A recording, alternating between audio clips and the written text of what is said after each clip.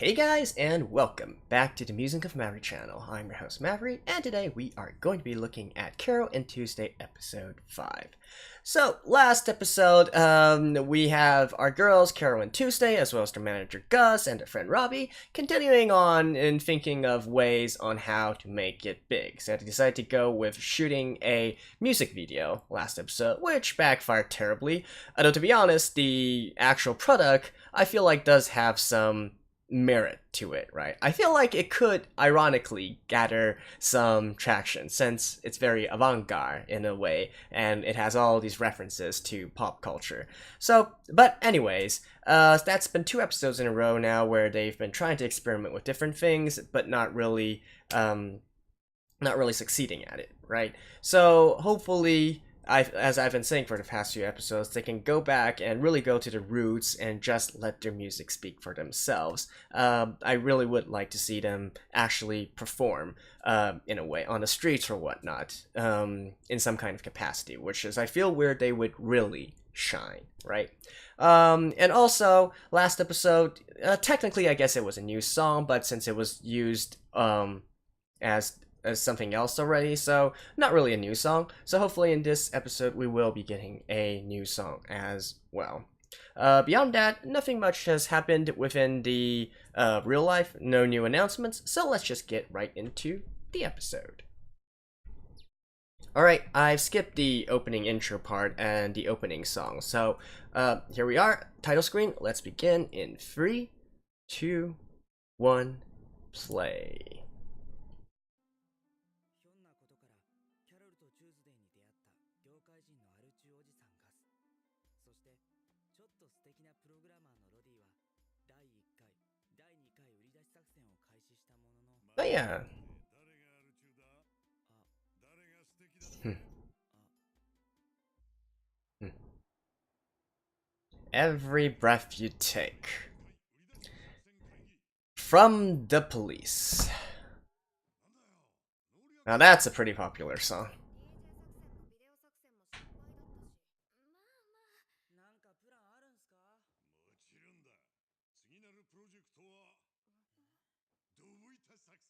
There we go! Street performing. That's how you should do it. Thank you.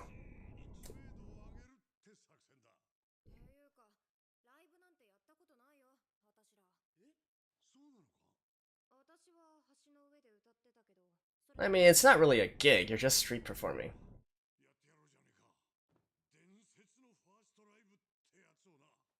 What?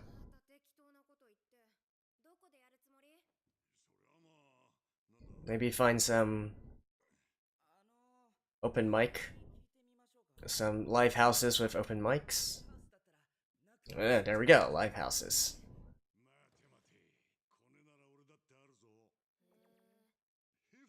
Huh, they translated to music clubs. Yeah, that's kind of right. I think in the West, you guys don't really use terms such as live houses. It's basically sometimes a bar or a venue where bands perform live.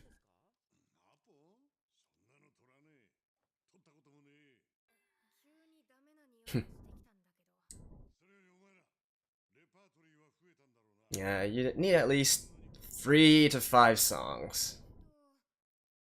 And there we go.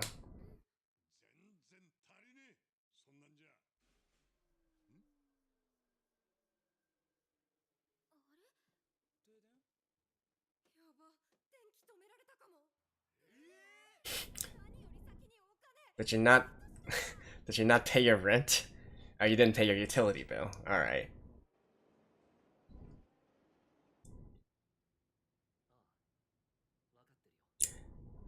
Anyways, now this is a project or operation that I approve of.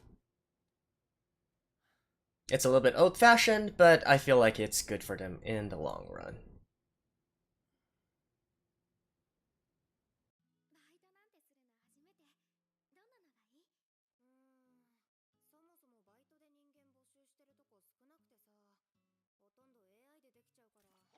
Hmm.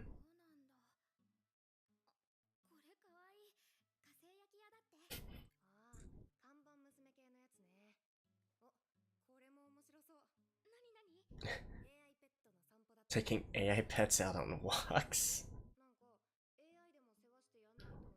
Really?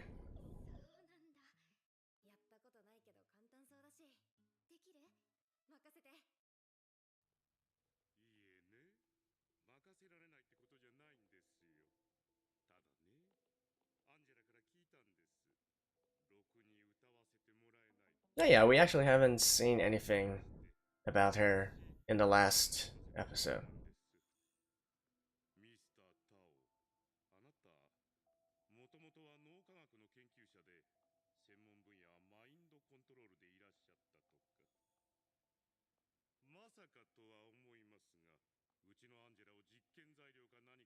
I think that's exactly what he's doing.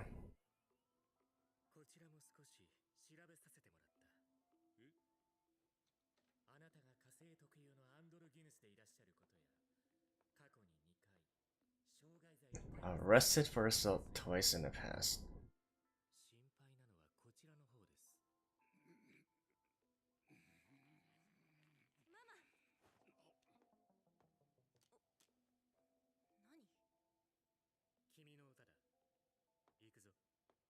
Go. 20 minutes to learn a song?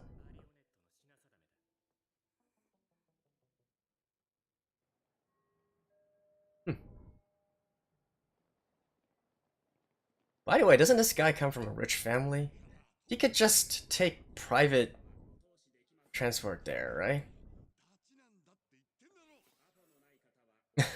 This dude.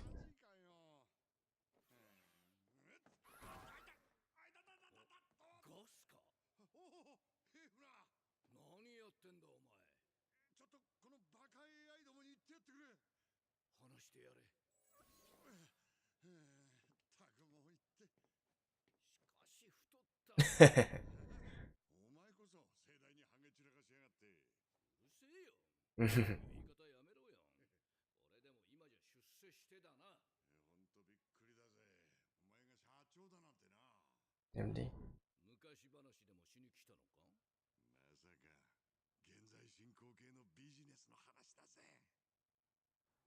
Hmm.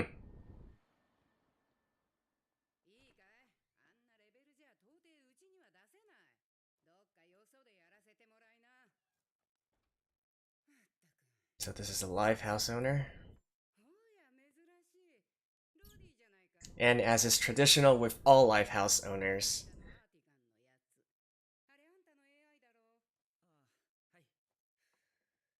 they probably have quite a bit of personality in regards to who they allow on their stage.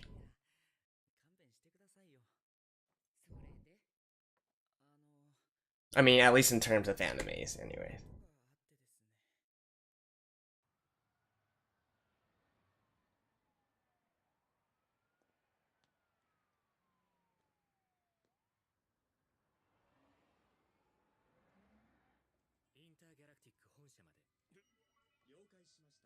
Intergalactic head office? A hedge fund.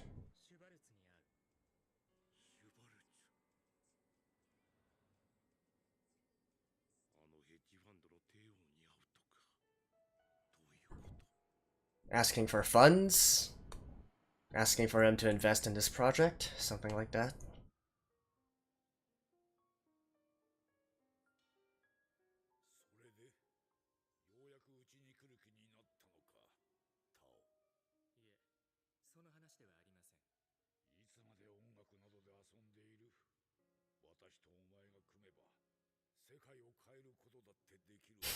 Really?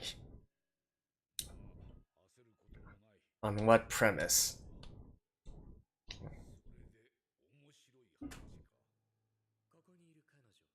Yep, asking for funds.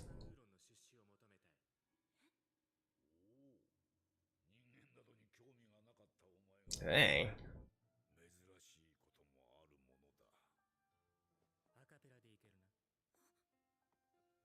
And this is your audition. Are we actually going to hear her sing?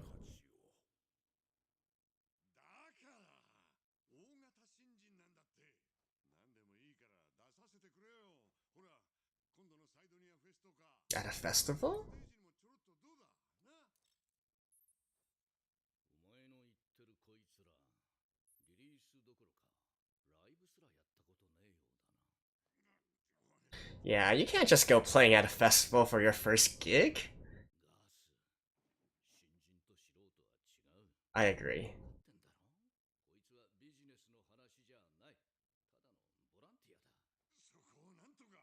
人情で飯は食えんと言ってるんだ。社長だったら多少の無理は効くんじゃない。 Oh, managing director. 逆。会社背負ってるからこそ、昔みてえな無茶できねえんだ。 No, but like I said, Gus is really going through this the wrong way.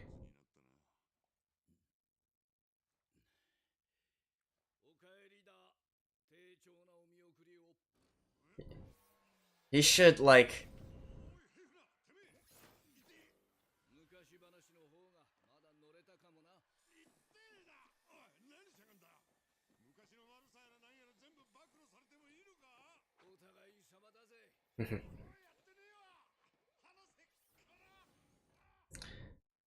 Well, but like I said, this is a much better way of doing it.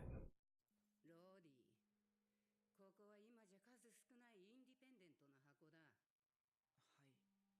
ここには私が認めたアーティスト What did I tell you guys? わかってますけど。そうだ、これ。ちょっと見てもらえますか。この間撮ったやつで。そんなんじゃ何もわかんない。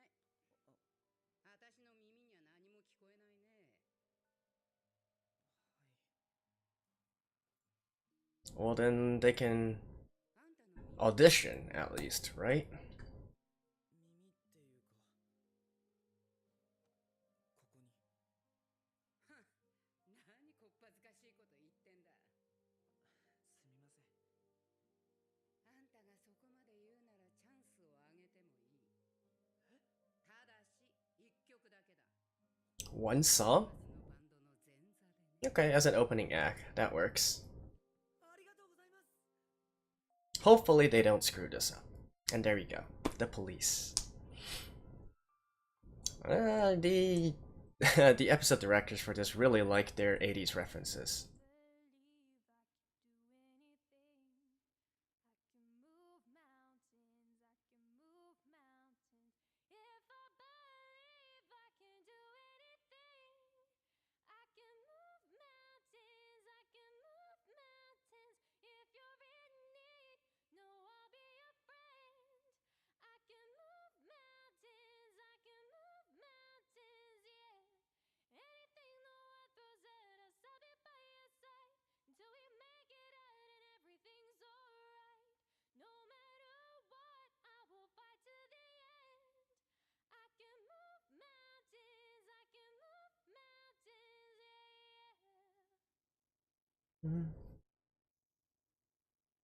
That's some nice voice control.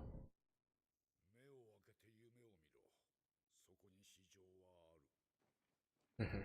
ミスター・シュバルツは今。 No? かつてないほど爽やかな朝だ。 Really? いいだろう。1200万ぐらいくれてやる。それでは。 Just like that. 私はお前を信じているからな。 I kind of think that he's doing this mostly for Tao and not for her. 悪くないパフォーマンスだった。だが、完璧には程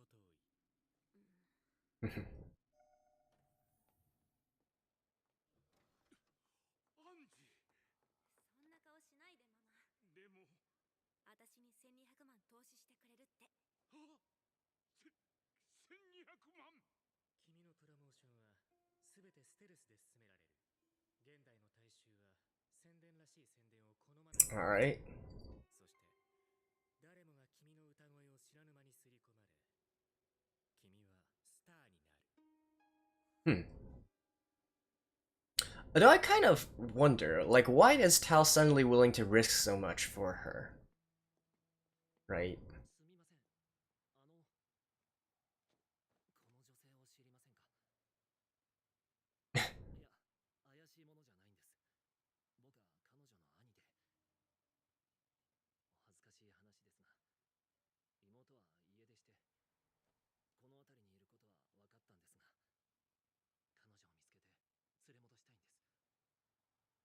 Hmm.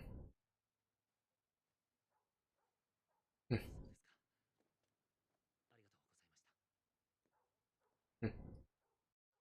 そうですか。ありがとうございました。嘘マジでライブできんの？まあそうは言っても1曲だけなんでお試しって感じですけどね。いいよいいよ、それで十分。ねえ、何の曲やろっか。新しい曲作る？ Really? いいね、そうしよう。ていうかここ暗くないっすか？電気まだ来てないから。よし、外でやるか。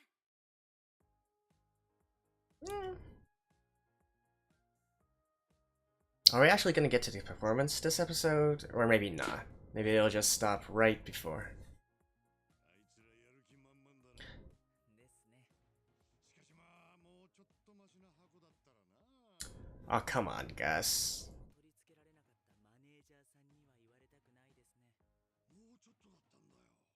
あとちょっとで決まりそうってとこでヘーフナーのやつが尻を触ってきやがってよ。誰の？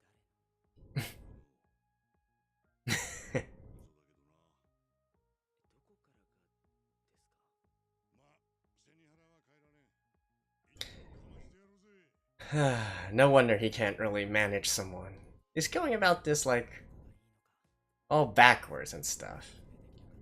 I definitely like this kind of progression better. 自分だってよく分かってなかったんだから。今までいつも変わらない日々を生きてきて。That seems like the perfect. Wait, I thought she was just going to be a poster girl. 二人の演奏を見たとき、何かが変わっていく予感がした。なんていうのは、実は後からつけた理屈。本当は初めて二人を見てからドキドキする気持ちを抑えられなかっただけ。キャロル、Oh, she got her luggage back? 僕の心拍数は速くなっちゃったかも。Hmm. それともただの不整脈かな。 I like how the background during that time was thumping drums, sort of like a heartbeat. こんな人数でビビってどうすんの？だって Oh, チューズデー、動かないで。 are we actually gonna see them perform this episode?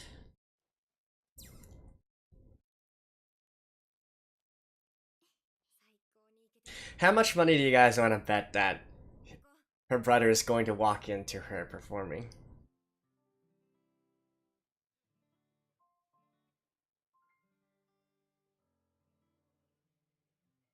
キャロル&チューズデーです。たった一曲だけだけど、よかったら聴いてください。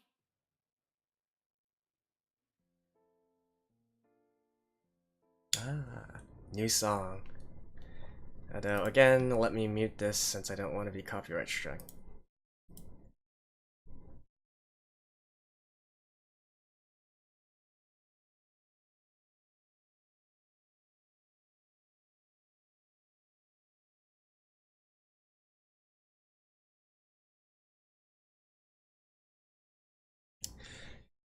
Called it!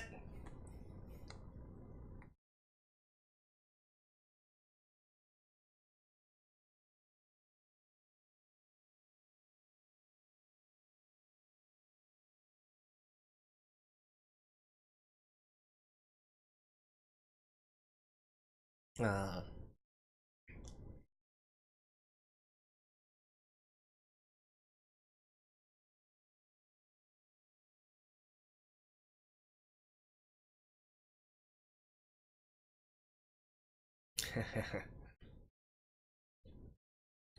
They even made a backbeat for it.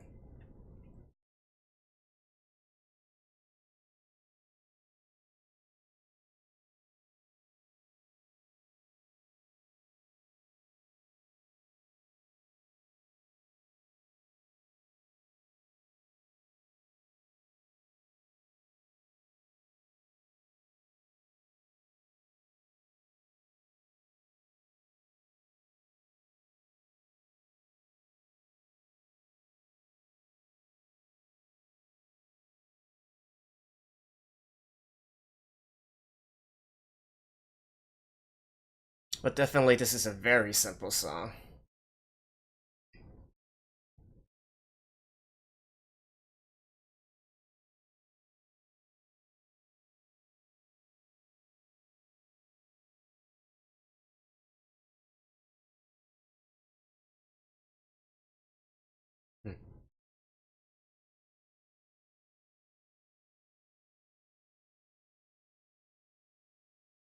Their #1 fan.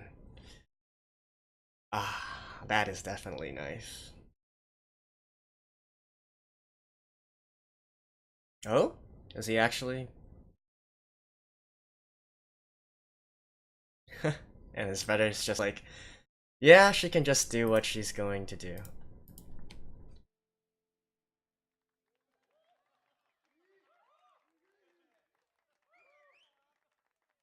Nice.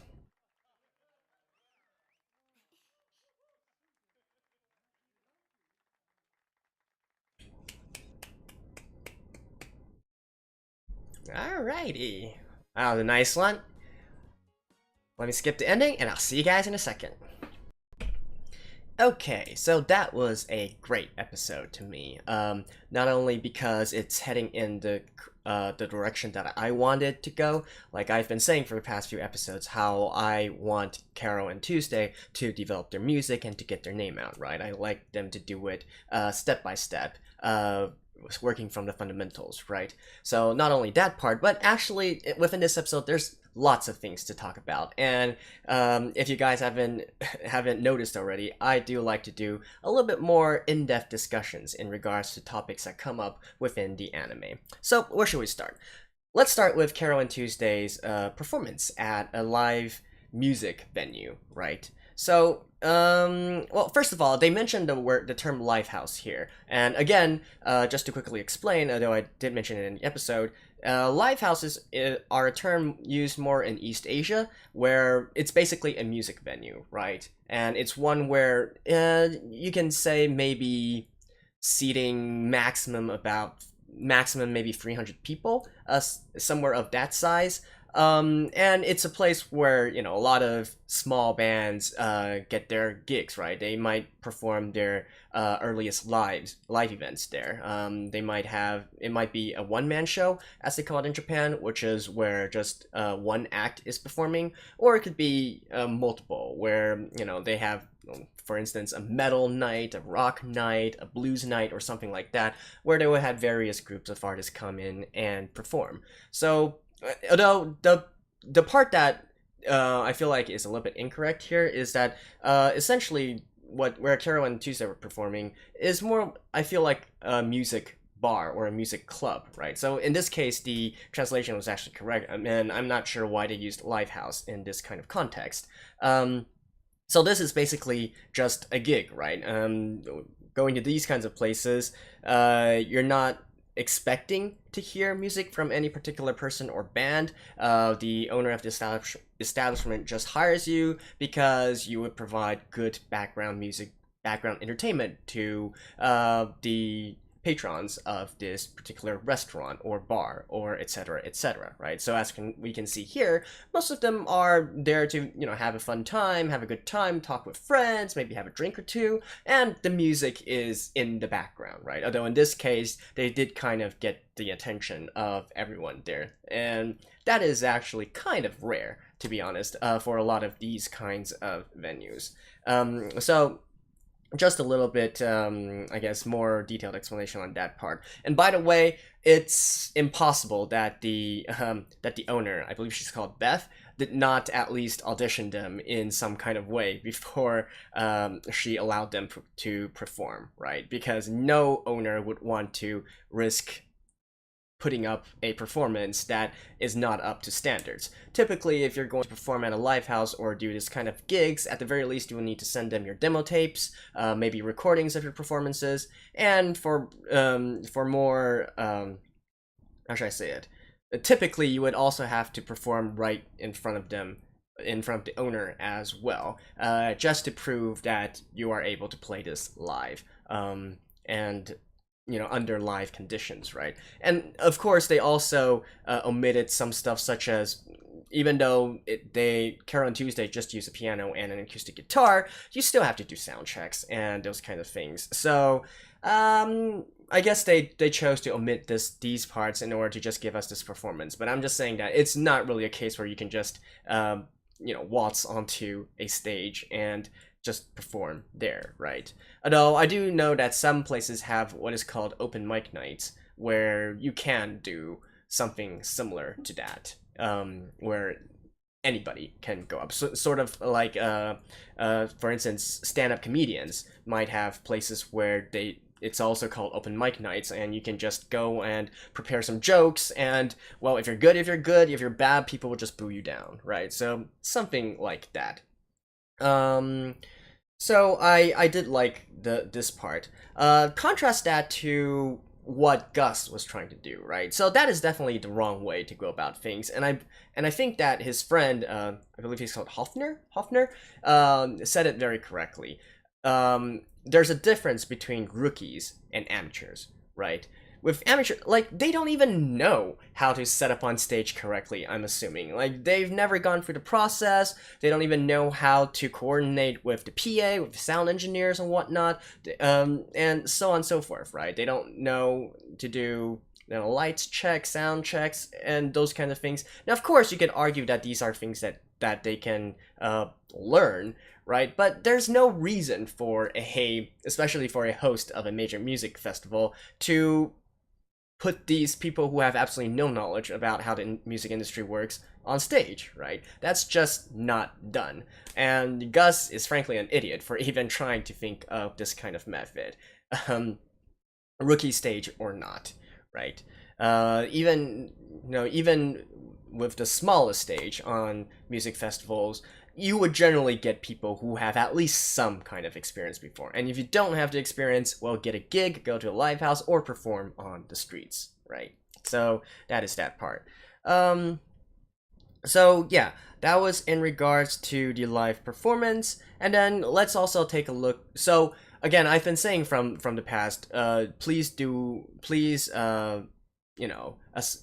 grow their career and grow their paths as musicians or as artists in this kind of way, because I do like this kind of step-by-step feeling, gain the experience from these small venues, and that can transition into you getting bigger and bigger gigs, playing to bigger and bigger venues, and eventually to something really huge like at a festival, right?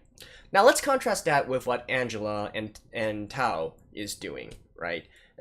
So they decide to go through the, I guess, more music industry oriented route, where it's similar to music scouts, just scouting some talents and then deciding to invest the company's resources into it. Now in this case, it's a little bit different because it's basically an independent producer, and he's not asking an actual company within the music industry to help him. He's actually asking a hedge fund.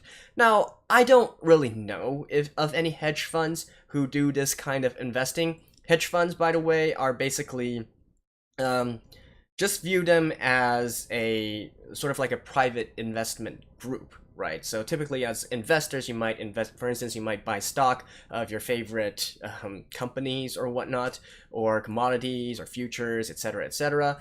A hedge fund is basically gathering a lot of investors together. They might be institutional, they might be individual, and gathering their funds together under a hedge fund manager, and that person would be responsible, or that team would be responsible to investing in various stuff that that manager sees fit, and that will give the biggest return. Although normally hedge funds are built where they would tell you already like what kind of industries or what kind of particular things that they are going to invest in. So that is that. And like I said, to the best of my knowledge, I don't know of any hedge funds that specifically cater to the music industry, because it's actually quite a risky business, right? And especially considering there's a reason why why you would normally get the music industries and publishing companies investing in them, because they are also the ones with the resources that to push that particular artist into the market and try to regain their investment in that kind of way. So is it possible for this to happen? I guess technically it is. I just don't know of any instances of this kind of thing happening. And then so also going forward, another part that that I wish they could have mentioned is like how much of their rights did they sign away, did Tao and Angela sign away? Because as with all things, whether hedge funds or a publishing company, it's it's basically the same. You're essentially signing away a percentage of your future profits to them because they are taking the risk on investing in you, right? So they obviously want to regain that investment somehow. And normally, typically within the music industry, it's probably through royalties, right? So a percentage of how much money you can earn by writing songs, by performing, yada yada yada. So in this case, I would have liked if they could have touched on, the actual terms and conditions of forwarding them this 12 million units of money, right? Although I guess in this case, both Angela and Tao don't really care about the money. Tao seems to be out to prove something, and same with Angela as well. She just wants to be a star. So I guess to them it doesn't really matter, but I would have liked to see this anyways. And also in regards to the ways that they're doing things, what I also really love about this episode is how they mention how Tao mentions he is going to use the money to market Angela, right? He says he doesn't want any overt marketing. He wants it to be subtle. So due to my career, I actually worked in marketing before, and due to my job right now, I still work closely with marketing personnel. So the kind of marketing that Tao is talking about is basically, how should I say it? It's sort of like a word of mouth marketing, right? Generating buzz, except that they try to cloak it so that it feels natural and organic instead of being paid for, right? So just to give an example, for instance, again, don't assume that this is what happens, but I'm just going to give a rough example. Say, for instance, you make a post on some kind of forum somewhere, like, say, for instance, Reddit. You make a post on Reddit saying, hey, I really like the recording equipment in this video, used in this video. Can anybody identify what it is from? Right? And say that video is a video of Angela singing or recording, right? And so then there will be also bot social media accounts by a particular marketing firm who will go in and then actually try to have a conversation, right? Maybe actually tell them, hey, that is this brand of marketing equipment. By the way, who's the singer in this song? She sounds real good, and then more and more join in, and to sort of create this atmosphere of, hey, this is a really good and talented musician, really good and talented singer. You guys should check it out, right? And so using this kind of method, it feels organic. Now, don't obviously the case that I'm mentioning is a little bit more out there. Actually, it's potentially possible that a guerrilla marketing strategy would use something like this. But I'm just saying that there are definitely firms out there who completely specialize in doing this kind of things, measuring social media sentiment and trying to sway the conversation in a particular direction. That is absolutely something that marketing firms do. So that is the kind of marketing that Tao is talking about. And to be honest, if this product is good, it's actually really, really effective, right? Because people don't like to be told something is good. They like to assume that this is something that they discovered themselves. So that is why this particular brand of marketing is effective. So that's that. I talked about how the difference in strategies that these two groups are using. Next, I'd like to talk a little bit about the music, right? So in terms of Carole and Tuesday's performance, obviously the song is simple. The instrumentals are simple. I gotta say, the thing I really like about Carole and Tuesday's music right now is in the harmonization, especially Tuesday. Her high notes harmonizing with Carole's lower notes, that's, I feel like, the biggest strength of their music right now. And probably it's also a sort of, how should I say it, evidence or something, where these two need to work together. They need to become a team to become the strongest unit, the strongest, how should I say it, to be something, right? Because individually they might be good, but not anything special, but combined together, they have the power to move worlds. Maybe a little bit hyperbole, but since they keep on saying that they are going to be super famous one day, I'm assuming that's what's gonna happen, right? So that's that. I definitely do like the harmonization parts on their part.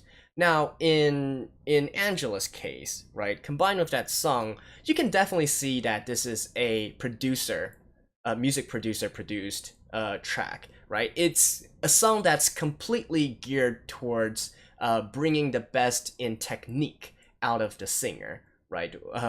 It's basically it's to let her show off, if you will. And the entire structure of that song, the melody and whatnot, you can easily imagine the instrumentals that's going to go along with it, right? When I heard that song, with the way she sang it, a few of the prominent music artists in the US right now immediately came to my mind, like someone like Taylor Swift, someone like Katy Perry, someone like Sia, those kinds of artists and those kinds of songs, right? So it's really one that's going to showcase their talents as singers. It's specifically designed for their range and the type of technique that they are good at. So that is the difference there as well. And can you say one is better or not? I mean, I'm not going to be a snob and say that I only listen to real music in one. I listen to plenty of pop as well. There's arguments to be made for either side. In the end, I feel like having lots of options is the best option, right? So I am looking forward to that part as well, and seeing the complete song that's eventually going to come out from Angela as well. Okay, so that was the music part, and then finally I like to talk a little bit about Rob, right? So this is a little bit more of a personal anecdote, but I actually, if it hasn't been clear now, I really like these kinds of grassroots beginnings and these rags to riches stories in terms of musical artists. It's something that I really enjoy. And I always enjoy the story, right? The legends or mythos of these artists, if you will, about how they eventually started on the streets and blah blah blah blah blah, eventually rising and performing at venues that has tens of thousands of people, right? It's one of my favorite tropes, if you will, but like, should you call it a trope? It's or storyline, right? And it's definitely, it happens in real life as well, and it's always one of my favorites to learn of someone or some band or some musical artist or whatnot. In Japan, idol groups are marketed as such as well, and how they eventually make it big. So I do enjoy that. Sadly, I was never able to actually support an artist all the way from that kind of grassroots beginnings to the point where they made it big. I have invested my time and resources in some more lesser known artists that eventually made it big, but not really to the point of where, for instance, Robbie is invested in, right? So I feel like Robbie is sort of meant to be our vision, our eyes of this situation. We're supposed to put ourselves in Robbie's shoes as well. So being the first there, the very few first there that were there to witness the birth of this duo and to watch them grow all the way into something magnificent, right? I feel like that is how we're supposed to that's the kind of perspective that we're supposed to take as well. And like I said, I love it. I love this kind of thing. So this is absolutely right up my alley. And yeah, I think that's about it. Is there anything else to talk about? The title of the episode, Every Breath You Take. Again, not really sure how the episode title relates to the episode at all. Like, Every Breath You Take, made by the Police. An 80s song. I guess that's the biggest connection that these episode titles have been having so far. They're all songs made in 80s, I believe. Every Breath You Take, I guess a fun little trivia fact is that it's really a song about jealousy and trying to monitor someone else, every breath they take, every move they make, those kind of things. So, not really sure how that relates with this episode, though. Oh well, never mind. I haven't been able to make out any of the episode titles' relations with the episodes since the first one, so like I said, maybe it's just a particular habit of the person in charge of naming the episodes. So, what can we expect in the next episode, right? So, it seems that Gus got this phone call, which, again, kind of doesn't really make sense. Like, who is calling Beth, and why is that person calling Beth in order to reach Gus, right? Like, that makes no damn sense at all. Unless that store was being surveillanced, and so they actually saw Carole and Tuesday's performance, and they saw Gus was there, and so that's why they tried to communicate and connect with Gus. Possible. And heck, it might even be that Hoffner guy who rejected Gus's offer of putting Carole and Tuesday on the festival, right? Because somehow I feel like they're not just going to introduce that guy for no reason at all. Somehow, somewhere, I believe that these girls are going to perform at a festival, or at least some kind of event hosted by that dude. So yeah, that's that. Or it could also be, I don't know, it could also be something negative, right? Like maybe Carole is finally being evicted by her landlord, or something like that. Or maybe it's that producer dude, Edergen, or something, calling to demand them to, I don't know, compensate him in some way, shape, or form, right? Yeah, it's all possible. But in any case, I think that covers all the topics that I want to talk about. Oh man, I've been talking for 20 minutes. That's been way too long. Alright, so I'm gonna shut up here, and just, again, I love this episode. I love the direction that this anime is going, and so, yeah, I think things can only go up from here. I hope you guys enjoyed this episode as well, and so I will see you guys again next time. Till then, bye-bye.